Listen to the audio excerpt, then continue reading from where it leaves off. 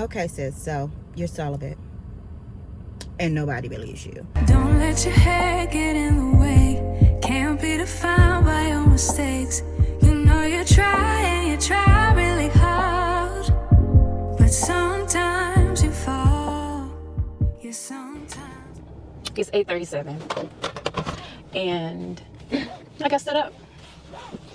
Basically, if this just a, then it's just a, let me know. Because at the time, I had been celibate for almost a year. And so when I asked that question, he just basically not fell back. He almost, for the most part, disappeared. And it hurt. Because we have to acknowledge that whenever you lay down and you sleep with someone, you create soul ties. And the older you get, the more you get away from just fucking just to be fucking. Hey y'all, I wanted to come talk to you guys real quick about celibacy. Okay, sis, so you're celibate and nobody believes you. What is up with that? So lately I've been noticing like a lot of people speaking on the fact that there are a lot of women who are celibate and them not believing. Now mind you, y'all, if you've been watching my vlogs, then you know I have been celibate. In January will be 5 years. 5 whole years. Baby, I never thought I could do that. I remember, like, I would say like a decade ago, my girlfriend was celibate, and it was like years for her, and I was like, girl, how are you? There's no way. And I remember being in that space when I was, getting it in myself and not believing. No, I believed she was celibate. I just didn't understand how she was able to do it. And I believe that is exactly what's going on now. When people are in their flesh in the moment, are still in this race of casual sex, then they don't understand the mindset or the spiritual space one may be in if they were removed from that, right? It's almost like, in the beginning, don't get it twisted, it's hard for most of us, right, in the beginning, but after a while it just becomes a way of life, right? It becomes a thing where you understand there's more value in not doing it than doing it. You know what I'm saying? So one of my biggest gripes about the whole not believing people is, God, listen, I'm missing nails, ignore it please. But I'm gonna fix it when I get in the office. One of the things that really grinds my gears about it is the fact that we really need to push away from this whole casual sex thing. I don't know how we got there, baby. When we got there, it has not been healthy as a whole for dating, for marriage, for anything regarding relationships, right? I told you guys before, one of the things that I don't do is I don't tell guys when I first start dating them that I'm celibate, because I don't see the point. Here's why I don't see the point. I don't see the point, and I also don't want them to put me on this now quest or something that needs to be won per se. You know what I'm saying? Because yeah, I'm a prize and I want to be one, but I don't want you to be just trying to win my pussy. You know what I'm saying? But one of the things that really, really gets to me is the fact that what is the difference between a woman who's been celibate for a year and a woman who has been dating but just has a very high level of discernment and high level of standards, to the point where this whole year she just hasn't really found anyone she chooses to sexually engage with? What is the difference outside of intent? There's no difference. So the mere fact that men are taking this and one, judging you and saying, oh, you're lying about it, wild. Because there are plenty of women that's out here that you're dating who aren't telling you I'm celibate, because that's not necessarily their intent, but they're still moving with a high level of discernment and standards, to the point that they could have technically been abstinent. Let's say abstinence. Let's use that word, because sometimes celibate means to marry, and your girl ain't waiting until she get married, right? I'm really waiting until I find someone that aligns with me emotionally, spiritually, mentally, and I feel safe, right? So, I'm sorry, trying to see if that's my ball shot, because I'm really sitting outside the job at the moment. So yeah, that's not a factor here, right? So it is really a level. it's really just I've come to a place where my level of discernment and my standards have changed pre-healing journey. You know what I'm saying? Prior to my high vibrational life, when I was moving a little bit low vibrational, you know, I was tapped into the casual sex. I didn't have the set of standards that I have now. I didn't have the level of discernment that I have now. I didn't have the intuitive energy that I have now. So yeah, casual sex became a thing for me. When I left it behind and all of those things changed for me, I didn't plan on going 5 years, y'all. I really just wanted 2 years for a quick reset, to get myself in order, to love on myself a little bit, to become more connected with my boundaries, you know what I'm saying? So that I had a list of non-negotiables that I was going to go by. I wanted to build my level of discernment. I wanted to get to know me and what I need and what I wanted. Like, there were so many levels of things that I wanted to put into place for those 2 years before I decided I was going to slide on somebody's son's. I'm going to tell you, I was ready to slide on somebody. I was like, 2 years and we get out of this, right? And it didn't really go like that for me. It didn't go like that for me because once I decided to get back out here, it was like, yeah, no, hell no. So the mere fact that these men, and I'm just going to say men because there's some women, y'all, I seen a comment where a woman was like, I believe some of them are because some of these women are mean. I have a girlfriend who's been celibate for 3 years and she's mean. And I'm just like, what? Why do you... And then I had another young lady comment on my thing and say, oh no, I'm all about sexual empowerment. I would never, blah, blah, blah. That's you, sis. And don't believe that my sexual empowerment has ever been stifled by being celibate, baby. Because just like I can sit here with my legs closed, I can also bust it wide open when it's time. And me and the Rose are quite comfortable, by the way. They got judgment of that too, baby. I do not care. I do not care. But anyway, I did this video because I really wanted to charge y'all with, stop telling these people. Stop telling these people. I put it on my social media every blue moon, like a check-in, to encourage other women. Like, you can do it. I'm going to be honest. It was probably the best thing I've ever done. While I do not enjoy not being touched sexually by a man, I don't necessarily enjoy that aspect about it. I enjoy not being played with. I enjoy not having my feelings hurt. I enjoy not feeling like shit because I just got penetrated by a man who didn't really check for me to begin with.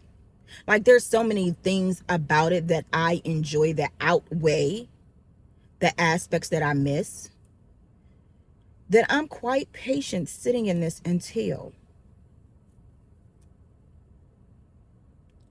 I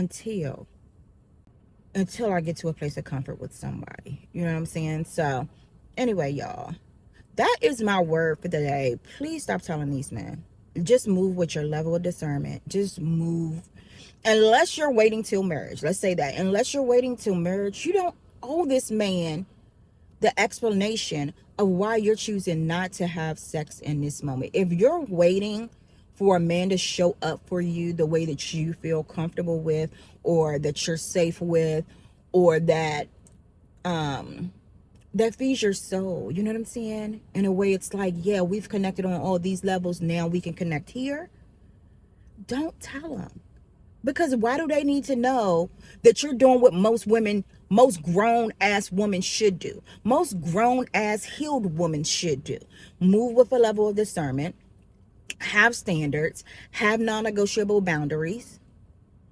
You don't owe your pussy to nobody.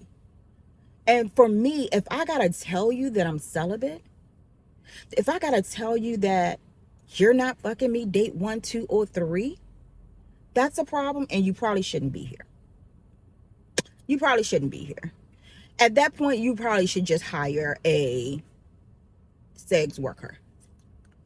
You probably should just hire one.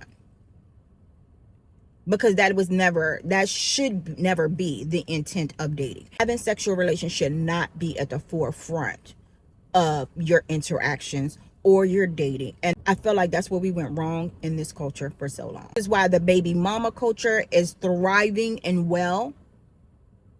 Kind of unwell, because that shit is ghetto. And baby, I'm a single mom saying that shit is ghetto.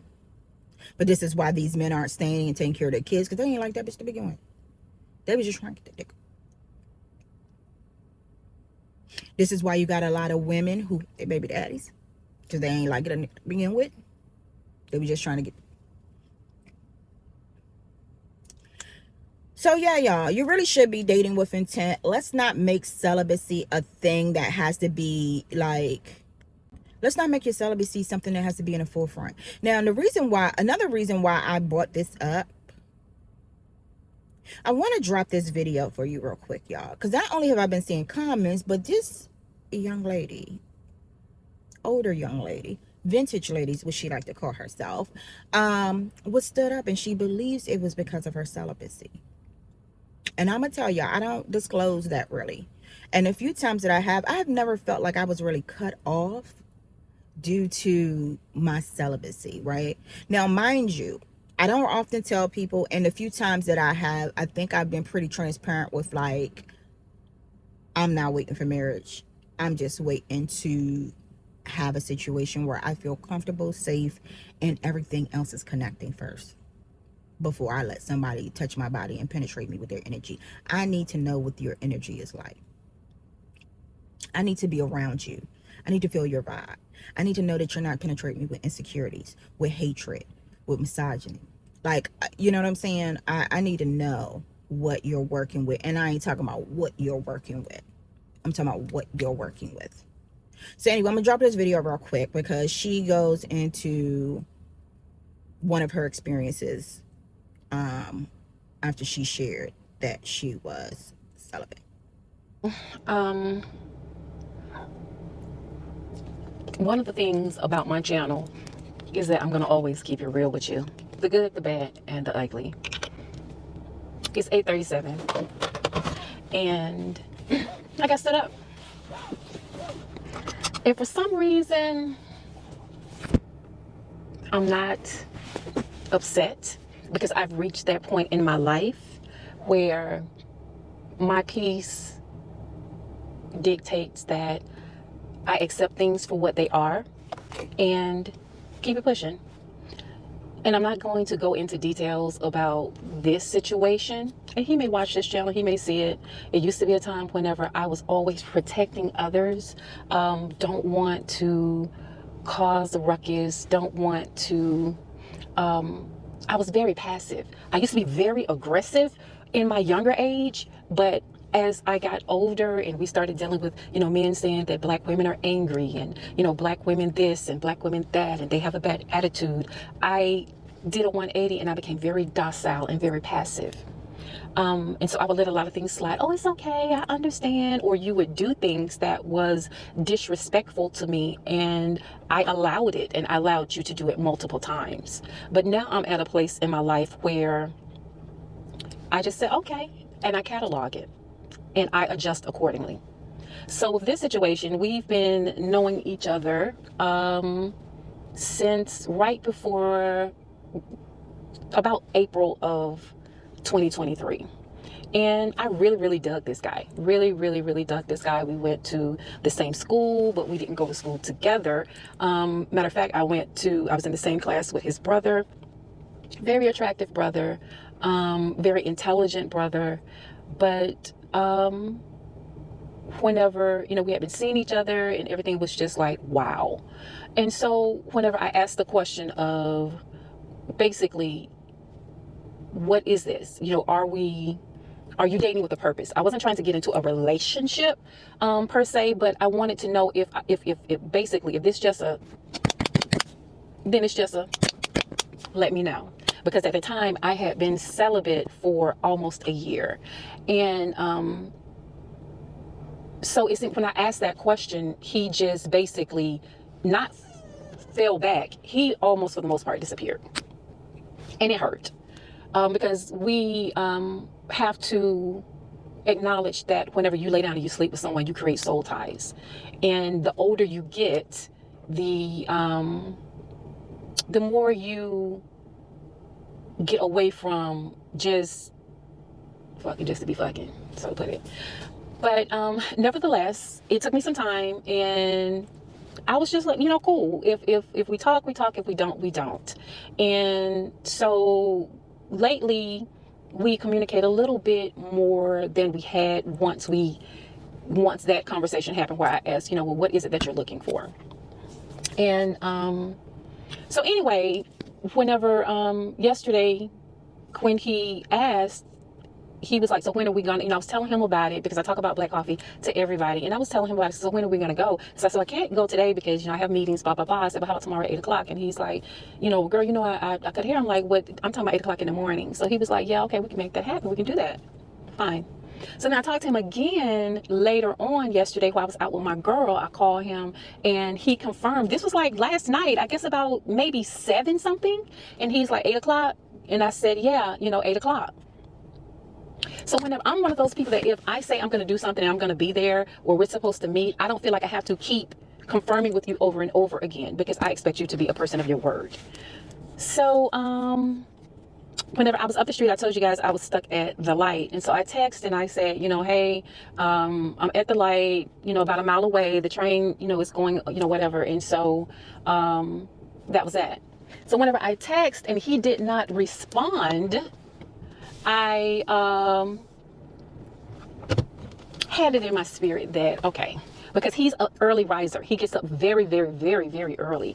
Every morning he goes to bed early and he gets up early.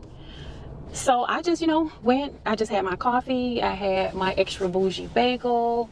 But yeah, I got stood up. And this is one of the reasons why I am in the mindset that I am whenever it comes to dating and meeting got men and getting to know them, because this is not the 80s. This is not the 90s.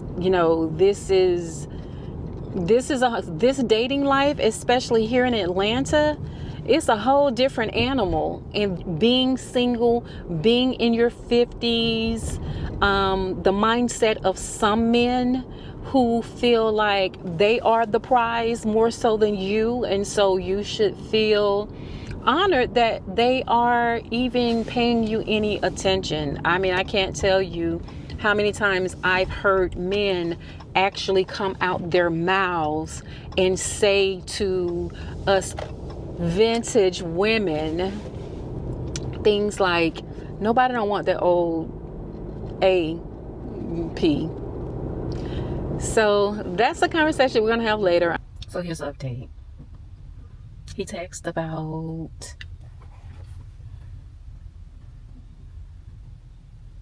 8:51 to say that he just got up. He left his phone in the car, too much bourbon, and that he was sorry.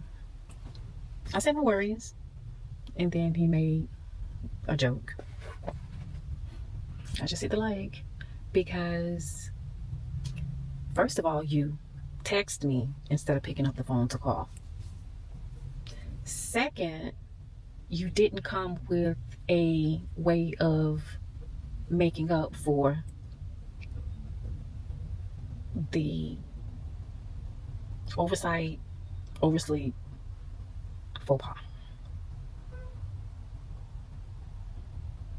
Go get my nails done.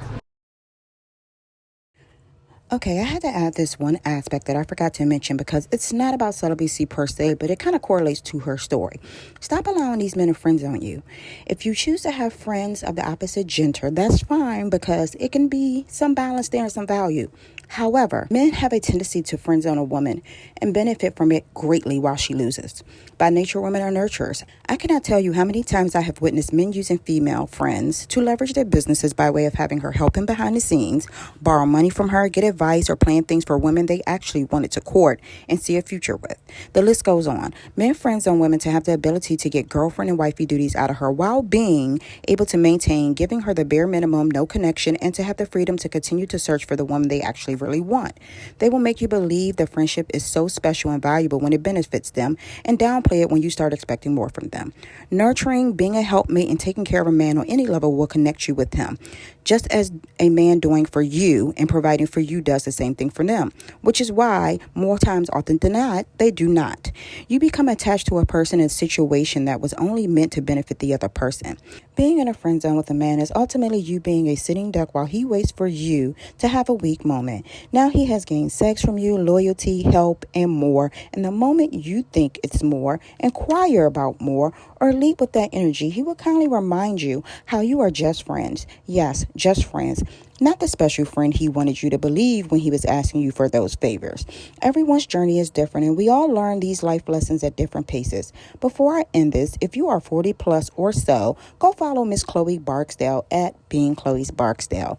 I will end it with this, and I say this in the most judgeless manner. There is absolutely nothing to gain from being a man's friend for over a year with no intentional courting. He will continue to breadcrumb you, disappoint, and not take the situation serious. Thus, him standing her up, sending a text, and making a joke about wasting her time. Anyway, y'all, that's my word for today. Until next time, love yourself, protect your energy, and deal with... That's my word for today. Until next time, love yourself, protect your energy, and deal with God. That's my word for today. Until next time, love yourself, protect your energy, and deal with life's bullshit with grace and gratitude. And keep your legs closed, because you know what? Them niggas, keep your legs closed. Y'all saw the election. Legs closed. 4B, bitch.